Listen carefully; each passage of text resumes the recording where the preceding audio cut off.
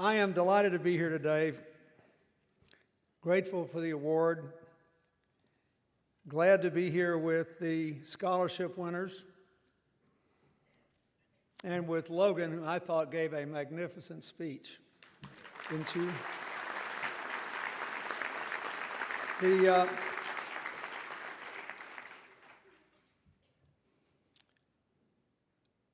The people who did the work to find these IEDs, who do this work every day, are more important to me than I can say, because I spent a lot of time in my post-presidential life trying to help the veterans of Iraq and Afghanistan who come home bearing injuries, and some of the most perplexing ones of those related to traumatic brain injuries that come from the concussive impacts of these explosions.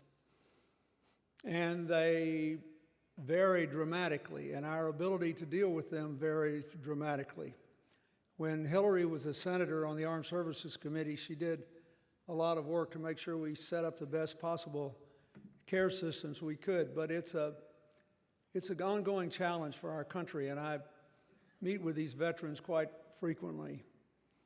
But to me, anybody who help not only them, but the Iraqi civilians, the Afghan civilians, all the people that are damaged by these improvised explosive devices are truly heroic. And by the way, it was a lot more dangerous to Logan and to Diego than they let on here. He is a real hero, and I'm grateful that you gave him this award.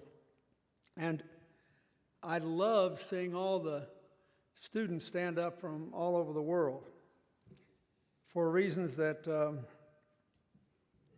I hope I can make plain in my relatively brief remarks here. In 2007, I was honored to speak at the 50th anniversary of President Truman's library. I love going to presidential libraries. I prefer going to other people's libraries. I go home to go home. But I was just at the launch of President Bush's library, and I've gotten unusually close to the Bush family in recent years, which most people find weird. But the first President Bush and I worked together when I was a governor, actually, on national education goals, and then afterward we, at his son's request, spent a lot of time raising money and trying to help the countries in South Asia that had been devastated by the tsunami. I wound up working there for 2 years. It was one of the most rewarding experiences of my life. And then we worked together in the aftermath of Katrina. We raised over $100 million, and I think we did a lot of good in helping to put the areas back together. And then when President Obama took office, he asked President Bush and me to raise a fund for Haiti, which we decided could best be spent trying to rebuild the private economy. So we started a lot of businesses, financed them, and helped the country to set up its first home mortgage system. If you go to Haiti today and you drive through Port-au-Prince, you'd see all these houses that are barely built, and you'd say, oh, it's so sad that those places have been abandoned. Most of them have not been abandoned. They're being built brick by brick. Sometimes it takes families 20 years to finish building a house before they can move in because they never had a mortgage system. In other words, their problem is exactly the reverse of the problem we had, where we had too many mortgages and they were turned into securities and the dam broke. And it's, by the way, a metaphor for the difference in developing countries and already wealthy countries. We have all these systems like the budget, healthcare, energy that we have to continuously reform if we're going to modernize our economy and recover our full economic strength. They don't have systems at all, and they have to be built from the grassroots up. So anyway, I've had Barbara Bush now refers to me as her black sheep son. She said, you know, every family has one. They drift off and they go in the wrong direction and join the wrong political party. And I say that because people ask me all the time, well, why isn't this work you do somehow a metaphor? Why don't they behave that way in Washington? because Harry Truman was almost right when he said a statesman is a dead politician. A statesman doesn't have to be dead, but he normally has to have left his ambition behind, or her ambition behind. And when all you think about is the job at hand, then the differences you have with other people become quite fruitful, because you listen to them again and they have different ideas, different approaches, and you either split the difference or take this path or that path. It's amazing. It's like being back in normal life again with the advantages of all the things you learned when you were president. And I want to talk a little about that today. But first, I want to say that this is the third trip I have made to Missouri since I left office to honor Harry Truman through his library, through his foundation. And I love this Good Neighbor Award because when I was a child growing up in Arkansas, every person I knew thought of Harry Truman as our neighbor. And since I do like the time I spend with ex-presidents, I've known President Carter the longest, and I talked to him just the other day about some common work we were doing. I really wish that I'd had the chance to know Harry Truman, because I feel that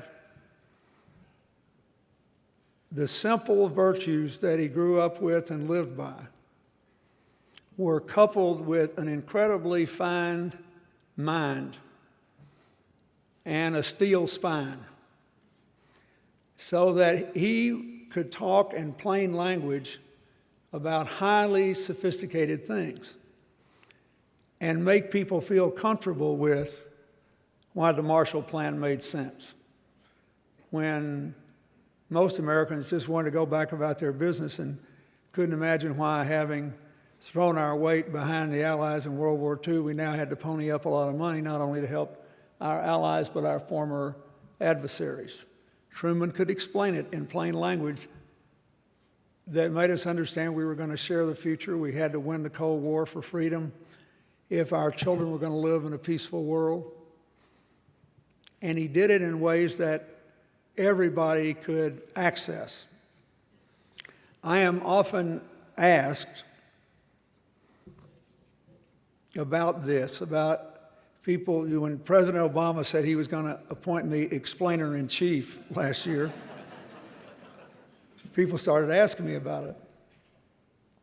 And I said, when I first got into national politics, people asked me how a governor of a small state, and a very poor one at that, when I was born into it, at the end of World War II, our per capita income was 56% of the national average.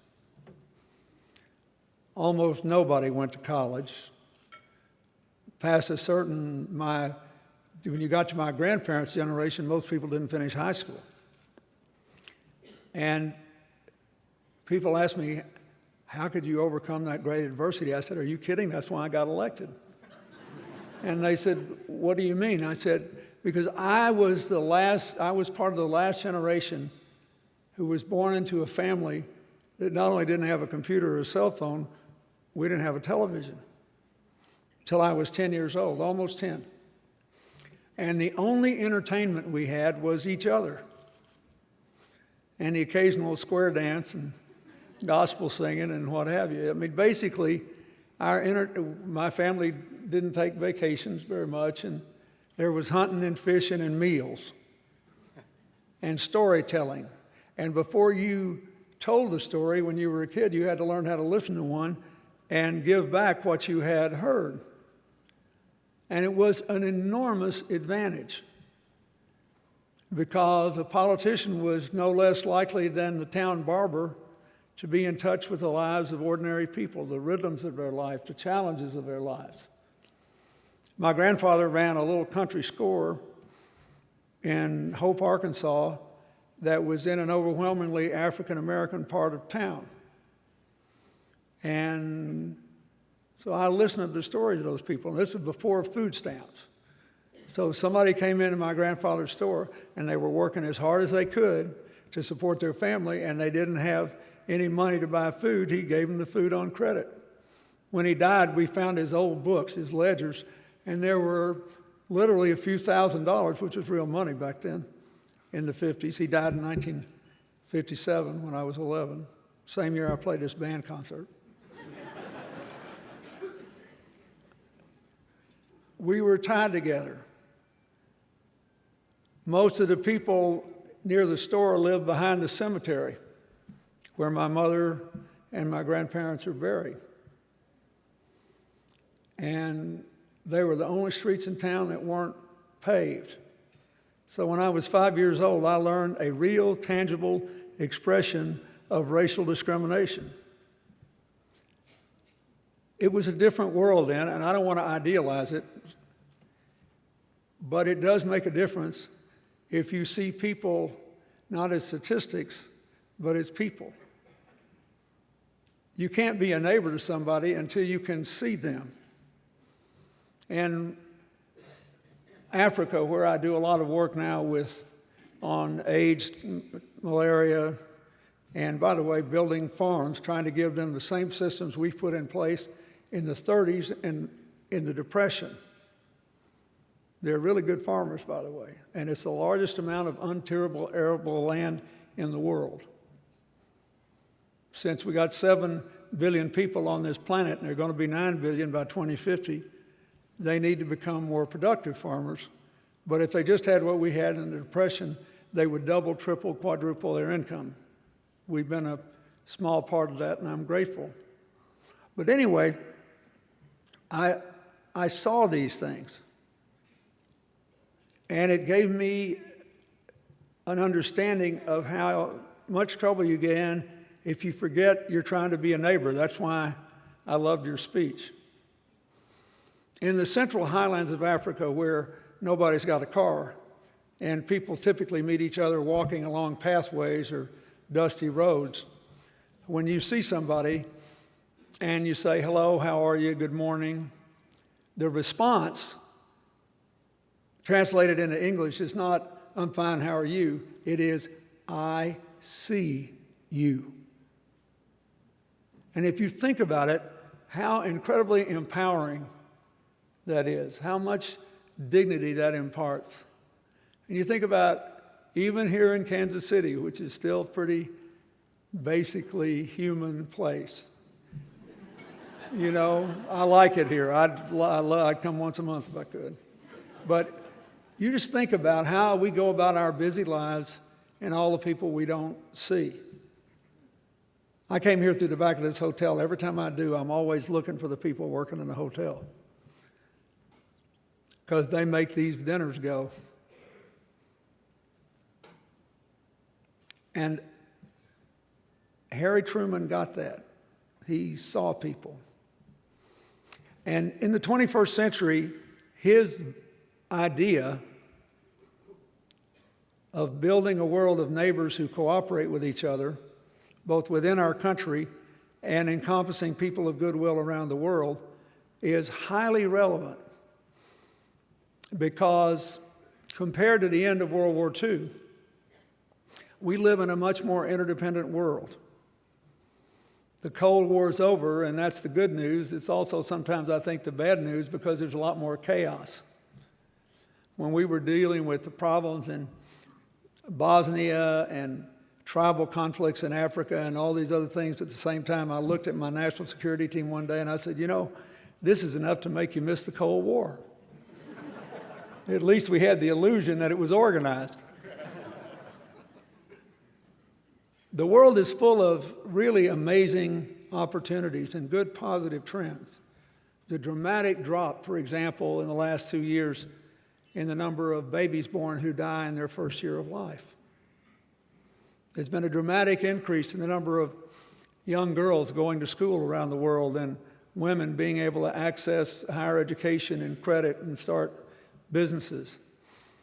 The explosion of technology has led to amazing things.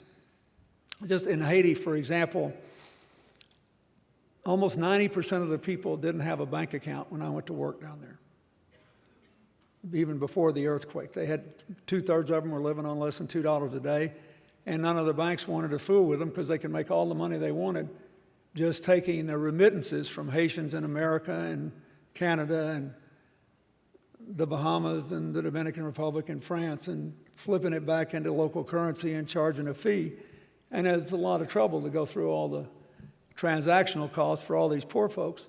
So the biggest cell phone company in Haiti, run by an Irishman in this world that we're living in, cooperated with a bank not in Haiti but in Canada to offer online cell phone banking services to Haitians.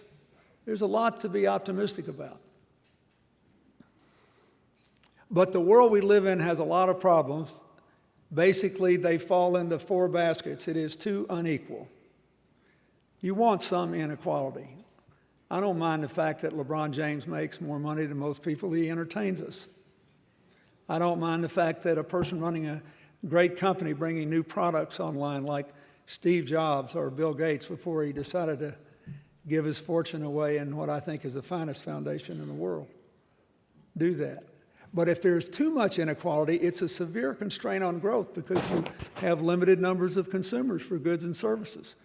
Because people don't have enough money to raise their kids in a good way and impart values and give them a good education. So the trick is, how do you have enough to reward hard work and ingenuity and pure entertainment, but you don't go so far that you just choke life chances off from millions of people? We're working on that now. And you have to have more jobs to do it, to tighten the labor market. There's too much instability in the modern world. You want some instability. Harry Truman and Abraham Lincoln failed in business ventures. In a free market system, it's hard to reward the successors to have a competition if everybody's guaranteed that they'll never go out of business.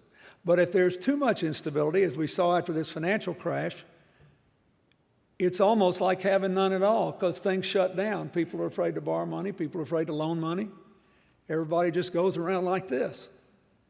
So the trick is, how do you have enough instability for competition to thrive without so much that things shut down? It's not sustainable, the world we live in, because of the way we've been producing and consuming energy and other local resources. In China, the whole history of the country is shaped by the great rivers, the Yellow and Yangtze. Now the Yellow River is dry at certain parts of the year. And the Chinese doing what we all do, which is whenever we get in a tight, our default position is to fall back on what we're good at. Right? Don't we all do that? The problem is sometimes what you're good at has nothing to do with the problem you're facing.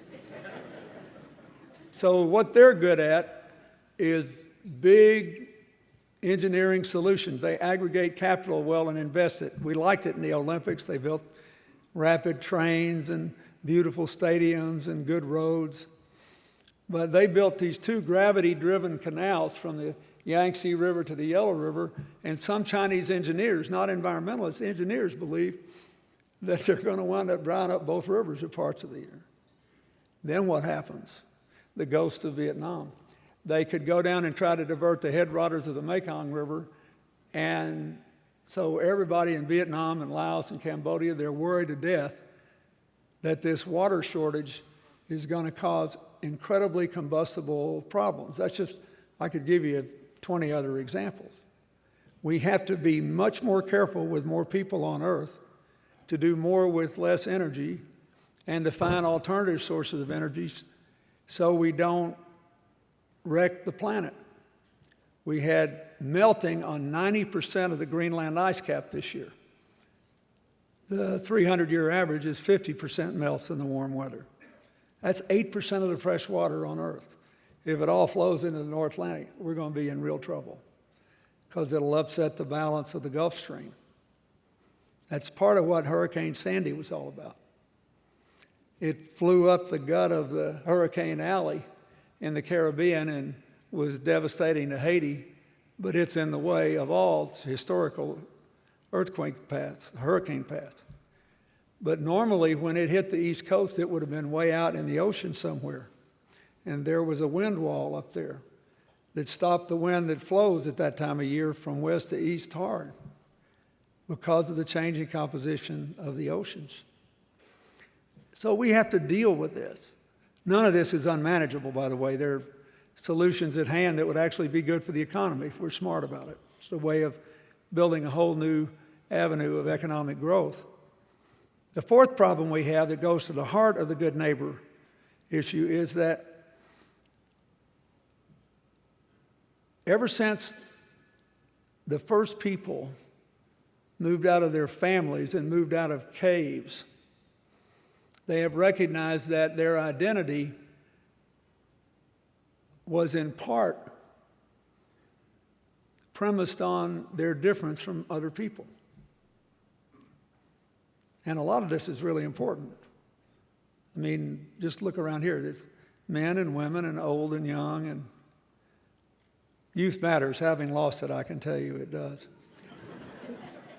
But over time, what has happened throughout the whole of human history is we've somehow figured out before it was too late that what we have in common is more important than our interesting differences.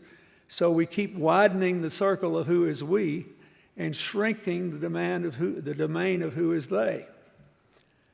And one of the things that happened at the end of the Cold War that you still see everywhere and is aggravated by economic adversity is that the they becomes more important than the we again. Story in the paper today that's horrible. Killing spree perpetrated by the radical group Boko Haram in northern Nigeria yesterday. Nigeria had all the oil money in the world, but because of the lack of capacity and corruption and all this conflict, they're not able to make full use of it. One reason is the poverty rate in the northern part of the country is almost 3 times the poverty rate in the southern part of the country. So the further north you go, the more important the Hatfield and McCoy mentality is, as opposed to just being part of one country and trying to grow it and change it. And you see this all over the world. So what's all that got to do with Harry Truman and the good neighbor? If you think about Harry Truman's public career, you think about any successful person, it basically requires what Truman saw as the elemental attributes of good citizenship. We don't have a choice, all of us, whether we're in government or not, but to be concerned about people half a world away and all the people that live in our own community. That's why I'm so glad to see all these students here from all over the world. There are basically 4 things that Harry Truman had. He had a purpose to his activity. He wanted the world after World War II to be more peaceful, to be more secure, and to be organized to prove that freedom was a better system than communism. He had an understanding of people and a concern for ordinary people. He didn't just see the Iron Curtain and people who were commies over there. He saw people who had hopes and dreams and fears and nightmares just like the rest of us. He wanted them to have normal lives. There was a human element to everything he did. He understood that you had to have policies that worked. And he glorified, as you said, politics, because politics is in everything. It is nothing more than the means by which you turn your good intentions into real changes in other people's lives. Purpose, people, policy, politics. Those are the elements of being a modern good neighbor. And all of us have to do that. And we can learn a lot from Harry Truman's example. I have to say this, that when I was 6 years old, I moved to Hot Springs, Arkansas, which was a metropolis by Arkansas standards. We had 35,000 people. And it was the first land set aside by Congress as a national reserve before there were any national parks under Andrew Jackson. Thomas Jefferson sent a friend of his from Mississippi to look at our hot springs. At the same time, he sent Lewis and Clark to map the way to the Pacific. Hernando de Soto came there in the 16th century, 1543, and saw the Indians bathing in those springs and thought he had discovered the fountain of youth. Alas, I am evidence that he did not. Anyway, by the time I was a kid, it had the largest illegal gambling set up in America. And a lot of presidents came there, a lot of other politicians. And Harry Truman was the only one who didn't hide the fact that he enjoyed a good card game, which I really liked. There's now a rather famous, popular painting that I have a copy of all the former Democratic presidents going back to Andrew Jackson playing cards together. And Truman's at the center of it because he was the most serious card player. But it's funny, it's Truman and Kennedy and Johnson and Carter and me, and there's old Andy Jackson. I wouldn't have played cards with Andy Jackson. If you beat him, he'd challenge you to a duel, I think. But anyway, we're laughing, but I am making a very serious point. When you give scholarships to these students, when you bring people together from around the world, you are making an important statement. You're saying that what we have in common is more important than our differences.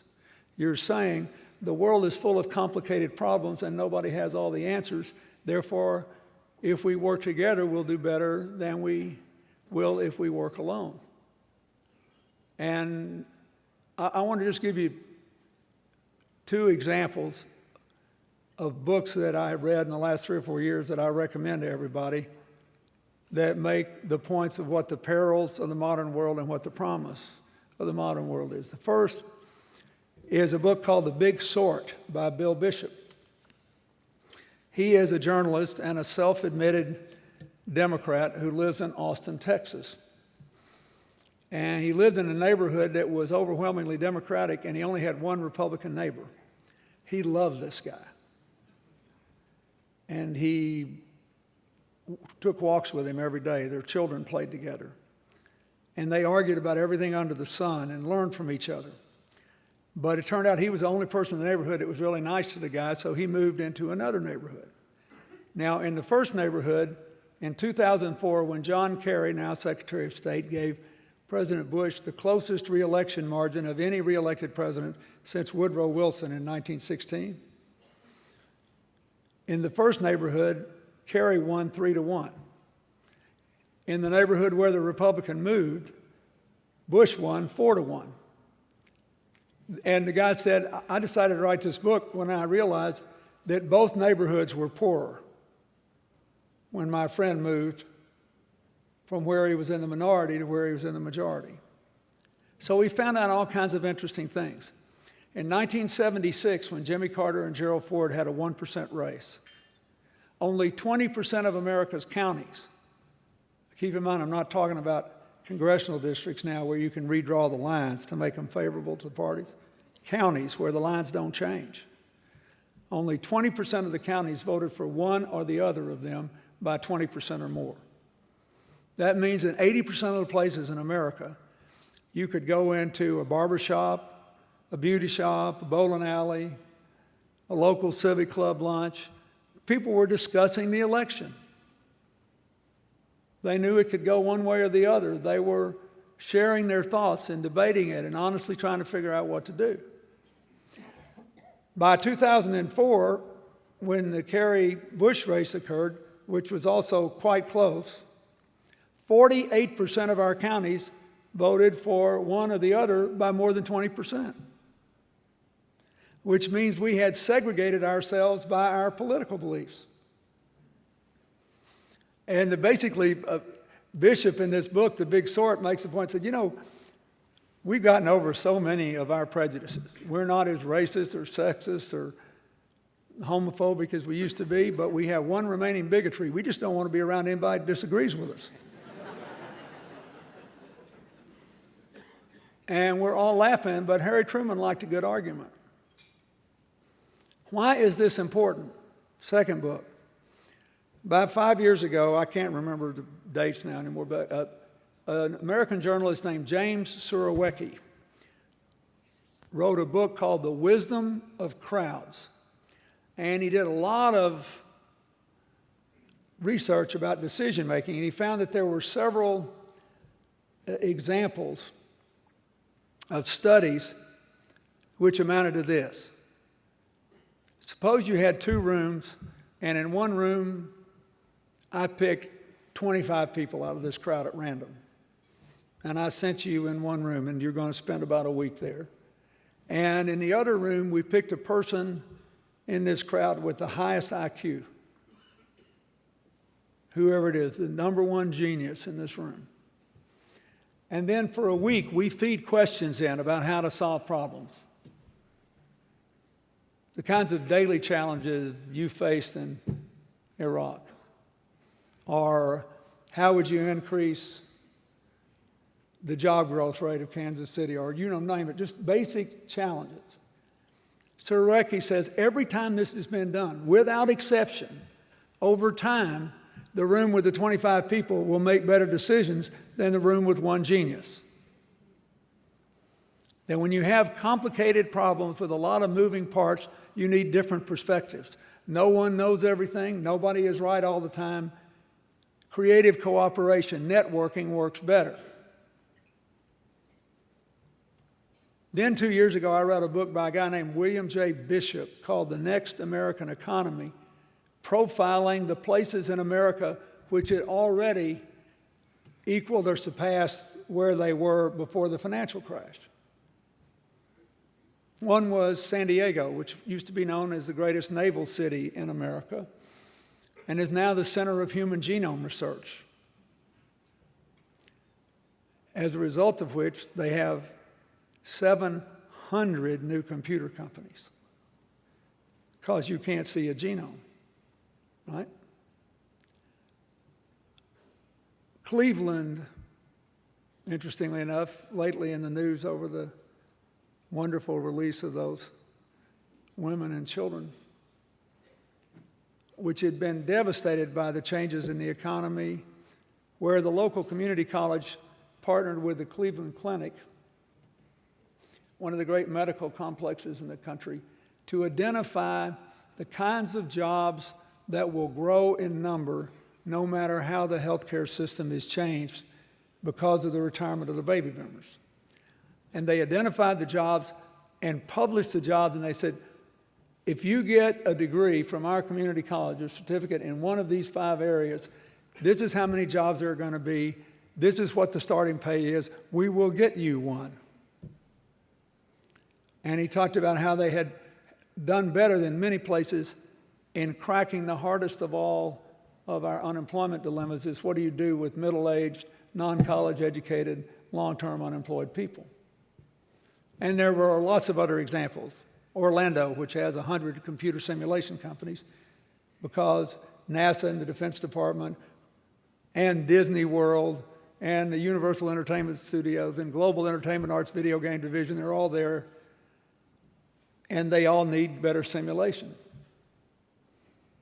It's cheaper to teach somebody to fly an airplane or take a spaceship up on a simulator than it is on the real thing, and safer. And if you ever played video games, you know that in order to maintain that constant state of anxiety that we're all in playing those video games, you need increasingly better simulation, right? But they got 100 new companies there. And the University of Central Florida, where I just gave the commencement address, the second largest undergraduate student body in America, the biggest unknown college in the country, changes the curriculum every semester to feed the emerging economy. And they hire professors to do research, and then they can sell their research and help the university, which I'm sure is done here in Missouri and every place else, but they've perfected it to an art. Why am I telling you this? Because without exception, there is creative cooperation. I was driven to distraction in the aftermath of the financial crisis because all of a sudden we couldn't get the Congress to adopt what had been until the 2008 election, a total bipartisan idea that America ought to set up an infrastructure bank seeded with a little bit of public money and then attracting private investment, because we are, even though in general other rich countries have more government than we do, we build almost all of our roads and bridges and water systems and sanitation systems and other things through public money, 100%. Almost every other country in the world has public and private money, so we knew there was all this money in the banks, all this money in pension funds, everybody looking for safe investments, and we needed to put people back to work. So when Washington decided it was no longer a bipartisan idea and wouldn't do it, Chicago set up America's first urban infrastructure bank. And I went up there to help them kick it off because I've been promoting this and because the mayor, Rahm Emanuel, had worked for me from 1992 on until I left. But they had Republican bankers and Democratic labor leaders and business people. I didn't have any idea what their politics were. All they wanted to do was to do work that needed to be done in the city of Chicago and put people to work doing it. And the city was big enough to get enough private capital to make a real impact on the economy. So in the short run, they put people to work. In the long run, they were doing something that would ensure the productivity of the city for decades to come. And all that requires citizenship with a purpose, with good policies, understanding how to turn ideas into real changes. That's the politics of it. And everybody was involved, not just the elected officials. But it all starts with a concern for people and an understanding how this, that, or the other thing will broaden the opportunities for ordinary folks to live their dreams. That's why this award's important. Being a good neighbor in the 21st century requires the ability to see all these complex conflicts in human terms. Requires the ability to understand that our differences really do matter. They're exciting, they make life more interesting, and they matter in other ways. But our common humanity has got to count for more in a world where we can't escape each other, we're so interdependent, and where all our challenges cross national lines. We've got to be able to work together around the corner and around the world. Harry Truman got that. One of the most important things I did when I had the honor of being president that got relatively little notice was to spend $3 billion of your money finishing the race to sequence the human genome, which was done in 2000. And we got a lot out of that. We've already identified the 2 genetic variances that put women at high risk of breast cancer. It won't be long before every young mother will come home from the hospital with a newborn child with a gene card that will tell you, you know, most women don't need annual mammograms till they're 50, but your child does start at 20. It won't be long before, thanks to nanotechnology, which we spent $500 million of your money on to start and is now a thriving private sector enterprise, you'll be able to walk into a canister 4 times a year without going in an MRI and feeling like you're all set up, and just be scanned. And we'll be able to find tumors, for example, not now visible to even the most sophisticated scanning machines.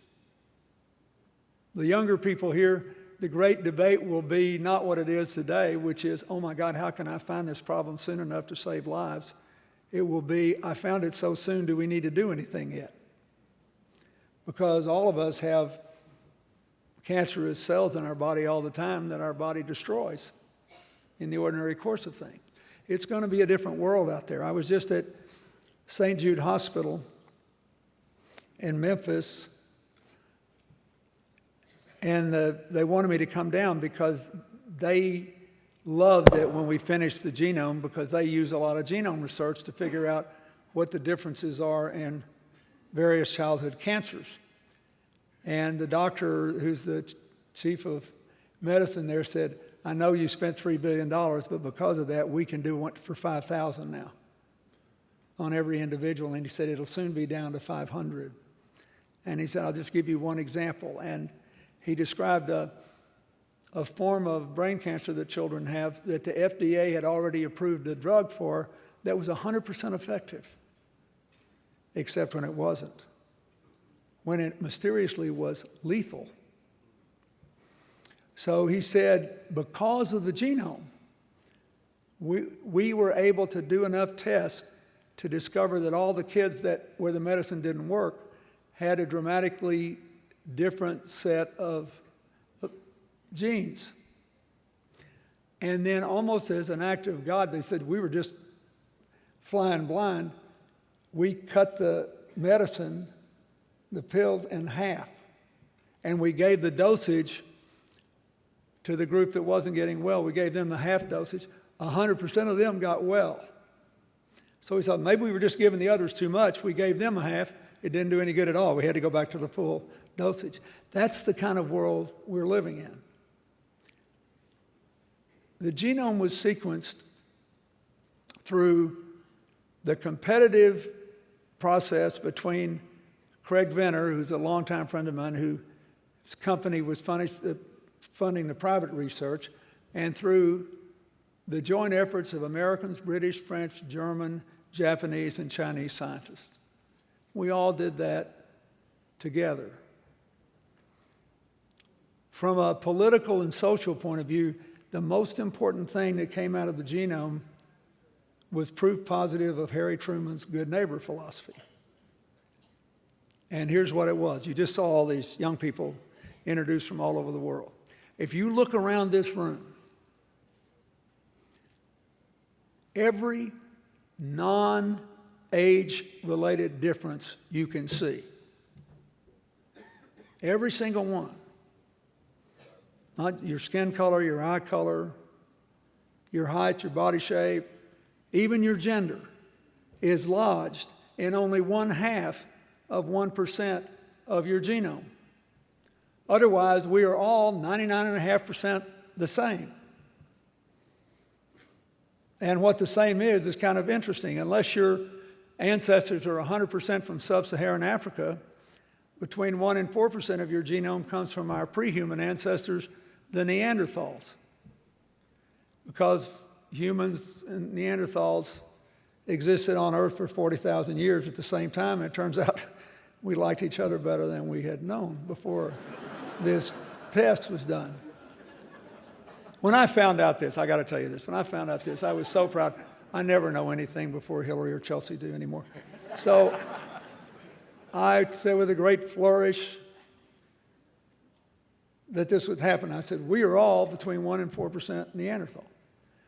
And my daughter looked at me and she said, Dad, we knew you were part Neanderthal all along. But they were quite surprised to learn that they were too. Now we're laughing, but think about it. We spend 99.5% of our lives thinking about the 0.5% of us that's different, don't we? All of us, not just people that are fighting tribal wars in Africa or religious wars in the Balkans or you name it. Everybody died. I wish I were a little taller, a little faster. It matters, that 0.5%. That's what gave Einstein the biggest brain we've ever measured. We're glad he got it. He made pretty good use of it. But we have to spend some more time thinking about the implications of the 99.5%, thinking that no matter how smart we are, we're not going to be right all the time. Thinking that the good neighbor policy that led Harry Truman to the Marshall Plan must now lead us to a world of creative cooperation to give us a chance to give our children and grandchildren the future they deserve, whether we're dealing with challenges in America or halfway around the world. Harry Truman knew, long before the human genome sequenced, that we were mostly the same. And that the job of politics, as he used to say, my job as president largely consists of my trying to talk people into doing things that they should have done without my having to ask them in the first place. It's still true. Truman was right. Being a good neighbor, more than ever before, is the best policy. Thank you very much.